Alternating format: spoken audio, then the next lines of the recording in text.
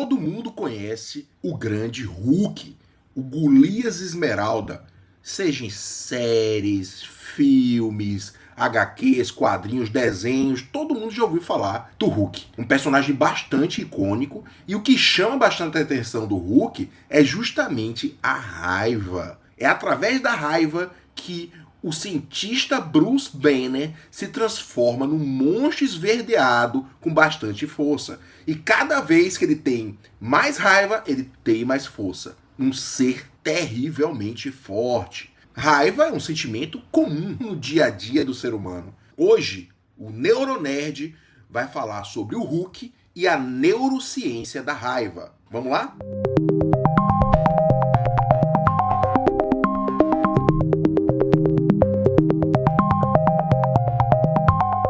O personagem Hulk, ele foi criado pelo grande Stan Lee, que todos vocês conhecem, e o grande Jack Kirby. Saiu lá nos quadrinhos, lá na década de 60, em maio de 1962, o Incrível Hulk número 1. O Incrível Hulk, ele foi feito para ser cinza. Mas por que ele ficou desse tom esverdeado? Justamente por conta de um erro de impressão na gráfica. Ele saiu com essa cor esverdeada, que acabou sendo a cor dele. Como é que é a origem dessa história do Hulk? Bem, um cientista, o grande Bruce Banner, foi lá para o México fazer uns testes atômicos e vendo que um jovem estava lá prestes a ser atingido pela bomba G, essa bomba atômica de raios gama, ele tomou a frente, salvou esse garoto e recebeu toda essa carga. A partir daí, o grande Bruce Banner ia se transformar no Hulk, principalmente nesses momentos de raiva. Essa criatura inicialmente era quase que nem um lobisomem, então se transformava apenas à noite, mas os criadores pensaram, não, vamos pensar em fazer algo mais interessante, quando ele tiver raiva, não apenas à noite. Quando vai se analisar a fundo essa história do Hulk, em quadrinhos que surgiram posteriormente,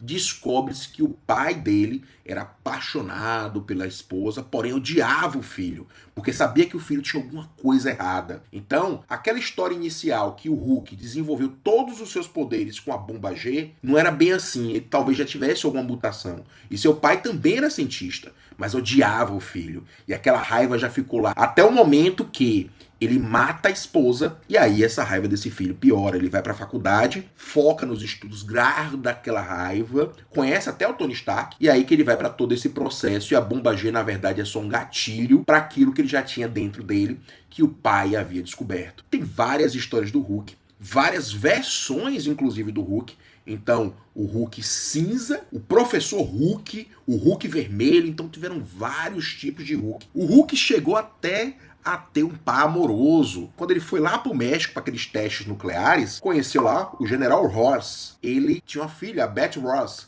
A Betty Ross foi o par romântico aí. O General Ross, inclusive, é ele que vira o Hulk vermelho, né? O Incrível Hulk, ele teve até a versão do Professor Hulk, que foi uma das que apareceu no filme, que é o quê? Manter aquela coisa brutal, né, de raiva, de ódio, com a inteligência do Bruce Banner, porque os dois eram distintos. Tanto que essa obra se baseia, e isso o próprio Stan Lee falou, se baseou no Médico e Monstro, naquela obra de Robert Louis Stevenson, Jekyll and Hyde. Outra obra que eles disseram que baseou para essa construção do Hulk foi a própria obra do Frankenstein. É interessante que o Hulk também fez muito sucesso, por incrível que pareça, uma série de televisão, que a gente só lembra hoje daquele meme do final de cada episódio da série, que era justamente o Hulk botando a mochilinha nas costas e indo pegar carona na estrada com aquela música triste, música bem triste. Aquela série dali teve nada mais, nada menos do que 80 episódios e filmes derivados. Tinha a grande interpretação lá do Bruce Banner, que era o Bill Bixby, e tinha o Lou Ferrigno, aquele malhadão, era o fisiculturista que disputava, tava famoso na época, e o Lou Ferrigno acabou não dando tanto sucesso aí no cinema não, mas nessa série ele ficou bem famoso, e foi uma série que rendeu bastante, e essa musiquinha é triste, viu? A ideia da série era que o Hulk sempre fugia no final, por isso que tinha aquela música triste no final. Ele fugia porque um repórter estava atrás dele e ele não queria que entregasse essa identidade. Sempre ele ia para um lugar, salvava o pessoal, ajudava o pessoal e fugia. Ajudava o pessoal e fugia. Era aquela coisa repetitiva de série americana. Bem, esse é o meu segredo, capitão. Eu tenho raiva o tempo inteiro. O Hulk fala lá pro Capitão América no primeiro Vingadores. Bem, raiva é um sentimento que nos acompanha acompanha durante a nossa vida. Com certeza é um sentimento, uma emoção que foi interessante para a nossa questão evolutiva. Mas será que hoje ele tem função? Onde começa essa raiva? Nós temos lá no centro do cérebro, lá no sistema límbico, a amígdala. A amígdala é onde começa a raiva. É a hora que alguém passa na sua frente, numa fila, é a hora que o carro faz uma barbeiragem em sua frente. Da amígdala vai para onde? Da amígdala, nós vamos para o grande hipotálamo, que manda a sinalização para a nossa pituitária, a hipófise. E a partir de lá temos hormônios do estresse que estão estimulados a serem produzidos pela adrenal. Então a adrenal vai liberar aqueles hormônios, cortisol, aquela galera toda, adrenalina, noradrenalina. Então a partir daí a gente entende que raiva tem muito a ver com essa parte dessa emoção. É a hora que acelera o coração, é a hora que sua, que ela se prepara para o nosso sistema de luta ou fuga. Isso foi importante evolutivamente pra gente. Mas será que hoje ainda é? Ao mesmo tempo, você percebe que esse sistema é todo ativado, mas uma região fica desconectada, que é o nosso córtex pré-frontal, que eu falo tanto, que é esse córtex que a gente evoluiu. É um córtex da hora da razão, a hora de pensar um pouco, de parar um pouco com essa raiva. Então a raiva é um sentimento que está presente no nosso dia a dia e nos acompanha desde que nascemos até o fim das nossas vidas. Mas será que ela tem alguma função? É uma força poderosa, com certeza. Então, quando a gente tem raiva, a gente vê algo injusto. Será que é justo? Será que é injusto? Muitas vezes fica esse questionamento em nossas mentes. Será que isso está acontecendo? É uma injustiça que está acontecendo ali. O trânsito é o melhor exemplo de situações que a gente tem raiva. A gente percebe também que tem um estado pré-raiva. Ou seja, se você está ali com fome, se você está atrasado, se você está chateado com outra coisa, a chance de você perder o controle, daquela raiva ser pior, é grande. Então, a primeira avaliação que a gente faz quando a gente está com raiva é justo ou injusto? E muitas vezes a gente já parte para o momento que a gente desconecta o pré-frontal e aí a raiva domina aquilo tudo. Então, para ter a raiva, nós temos uma provocação, algo que nos causa raiva, nós temos a soma com o nosso estado prévio e nós temos um momento de avaliação. Pode ser uma avaliação muito simples, primária, olhou lá, passou na minha frente, eu vou ter raiva. Ou pode ser uma avaliação secundária, que eu pense um pouco mais, que eu descanse um pouco mais e raciocine um pouco sobre o que eu estou fazendo. Boa parte das vezes a gente não vai para esse segundo pensamento, a gente não deixa o córtex pré-frontal atuar. O trânsito é o melhor exemplo que a gente tem sobre essa situação de raiva. Um carro na frente, andando lentamente. A avaliação primária que a gente faz muitas vezes é o quê? Tá errado. O cara tá andando devagar. E aí vem a raiva. Numa avaliação secundária, você pode pensar o quê? Poxa, eu não tô com pressa, então não tem problema esse cara tá lento. Agora imagine numa situação que você tá indo na primeira entrevista de emprego. Então o prévio aí vai influenciar nessa situação de raiva. Muitos tipos de pensamento que são vinculados a uma raiva crônica. Basicamente, 5 situações aqui que eu trago, né? A situação da catastrofização. Tudo é uma catástrofe, o pensamento catastrófico. Então, tudo tá ruim, a pessoa já tá com aquele pensamento que tudo é ruim. Isso aí já vai levar a uma situação de raiva crônica. A situação de botar a culpa em quem não tem culpa. Então, muitas vezes você olha ali a questão do trânsito ali, você vai buscar um culpado para aquela situação. Você quer sempre culpar alguém. Isso leva também à raiva crônica. Outra situação, generalização. Então, muitas vezes, olhar ali e generalizar uma situação sem saber o que está acontecendo ao certo. A necessidade, muitas vezes, de ser maior que o outro. Então, muitas vezes, a gente está ali naquele ônibus, né? Um ônibus do lado do outro, aí você fica torcendo pro seu ganhar. Você quer ser maior, você quer ser sempre o vencedor. E, por último, a rotulagem. Aquela rotulagem de, fulano é um idiota, fulano é não sei o quê, um xingamento, fulano é um monstro, fulano é assim.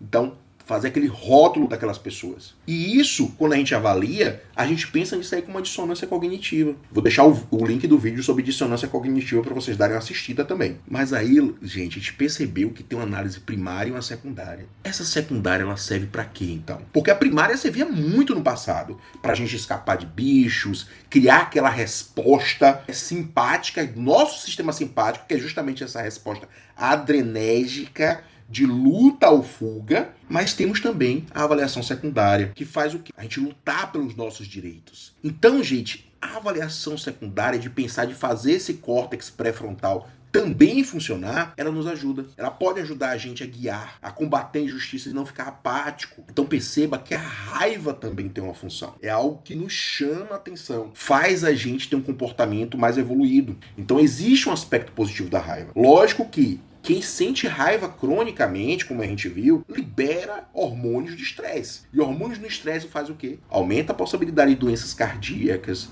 nos faz envelhecer mais rápido. E é tudo que a gente não quer. E eu lembro assim, tem uma frase de um professor meu que ele falou uma vez, que professor de cursinho até, ele falou o seguinte: a raiva é o sentimento mais burro que o ser humano tem. Você toma um veneno pra matar outra pessoa. E realmente é isso, essa raiva primária, essa raiva que não tem análise, mas aquela raiva que nos motiva, que a gente pensa, que a gente deixa o córtex pré-frontal atuar, essa sim é importante. Ao contrário dos nossos antepassados, a gente aprendeu a desenvolver essa região aqui para regular nossas emoções. Então, se nós regulamos a emoção, a gente pode transformar numa raiva produtiva. Bem, então a gente percebe que a raiva tem seus aspectos positivos. Uma das comparações interessantes é que a raiva é como uma chama, né? Uma chama que pode iluminar uma região, você encontrar coisas novas ali, mas pode tocar fogo numa casa inteira. E como é que fica a memória quando você tem uma raiva intensa? Percebeu que muitas vezes quando a gente passa por um momento de raiva intensa, a gente não lembra nem exatamente o que a gente falou pra pessoa. Às vezes a gente fala uma série de besteiras, depois a gente fica, puxa, eu falei aquilo mesmo, será que eu falei aquilo? O hipocampo é inibido, do mesmo jeito que o córtex pré-frontal é inibido. Lógico que é um pouco mais complexo que isso, porque depende muito do que acontece naquela situação de raiva. Porque tem situações de raiva que podem ser situações traumáticas, que podem levar a um estresse pós-traumático. Mas de maneira geral, a memória é inibida. Você não consegue fazer com que aquela memória, que seja a memória imediata, ela consiga partir lá para ser guardadinha lá no hipocampo. Há uma inibição desse processo de geração de memórias nesse momento de raiva também. Além daqueles hormônios que acabam interferindo nisso, né? Cortisol, sobe, adrenalina e tudo mais que interfere nesse processo. Então, temos que ser mais como o professor Hulk, que o professor Hulk juntou as habilidades, controlar essa capacidade de se transformar num Hulk, como a gente vê lá nos filmes da Marvel, e ele tem aquela força terrível para poder lutar e poder ajudar a humanidade. Espero que surjam novos filmes de Hulk, como a gente já viu, alguns até com Thor, e a gente possa aproveitar mais desse personagem que com certeza ele é bem interessante. Antigamente era muito mais como alguém que só ia lá bater nos vilões e até nos heróis também, mas é um personagem complexo. Eu espero que tenham gostado desse vídeo. O Neuronerd está de volta aí semanalmente e vamos nessa. Não esquece de se inscrever no canal, deixar aquele like pra gente continuar produzindo vídeos aí do mundo neurológico e nerd, o mundo Neuronerd. Valeu, galera!